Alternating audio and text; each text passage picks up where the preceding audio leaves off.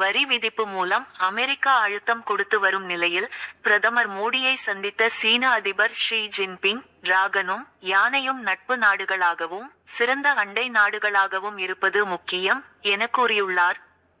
சீனாவின் தியான்ஜின் நகரில் நடக்கும் ஷாங்காய் ஒத்துழைப்பு அமைப்பின் மாநாட்டில் பங்கேற்க பிரதமர் மோடி அங்கு சென்றுள்ளார். கடந்த 2018ஆம் ஆண்டு சீனாவின் வூஹான் நகருக்கு பிரதமர் சென்றிருந்தார். அதன் பிறகு 7 ஆண்டுகளில் தற்போது சென்றுள்ளார். ட்ரம்பின் அழுத்தத்துக்கு இரு நாடுகளும் ஆளாகியுள்ள நிலையில் பிரதமர் மோடியின் தற்போதைய பயணம் முக்கியத்துவம் பெறுகிறது. இதில் பொருளாதாரம் மற்றும் பிராந்திய ஒத்துழைப்பு குறித்து முக்கியமாக விவாதிக்கப்பட உள்ளது. இந்தியா மீதான வரி விதிப்புக்கு சீனாவும் எதிர்ப்பு தெரிவித்து இருந்தது. இந்நிலையில் சீனாவின் துறைமுக நகரமான தியான்ஜின் நகரில் சீன அதிபர் ஷி ஜின்பிங்கை பிரதமர் மோடி சந்தித்து பேசினார்.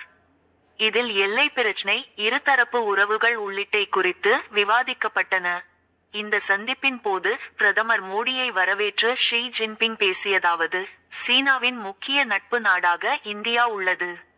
பிராந்திய மற்றும் நீண்ட கால வளர்ச்சிக்காக இருதரப்பு உறவுகளை இரண்டு நாடுகளும் கையாள வேண்டும். நம்பிக்கையை வளர்க்க இரு நாடுகளுக்கு இடையே இன்னும் தொடர்பை அதிகரிக்க வேண்டும். பொருளாதாரம் மற்றும் சர்வதேச விவகாரங்களில் இன்னும் வலிமையான ஒத்துழைப்பை ஏற்படுத்த வேண்டும். நாம் போட்டியாளர்களாக இல்லாமல் கூட்டாளிகளாக இருக்கிறோம். இதன் மூலம் மிரட்டலுக்கு பதில் வளர்ச்சி மற்றும் வாய்ப்புகளை வழங்க முடியும். நூற்றாண்டுகளுக்கு ஒரு முறை நடக்கும் மாற்றத்தை உலகம் எதிர்கொண்டு வருகிறது. சர்வதேச சூழ்நிலை தற்போது குழப்பம் நிறைந்ததாக காணப்படுகிறது. இந்தியாவும் சீனாவும் மிகுந்த பழங்கால நாகரிக நாடுகள்.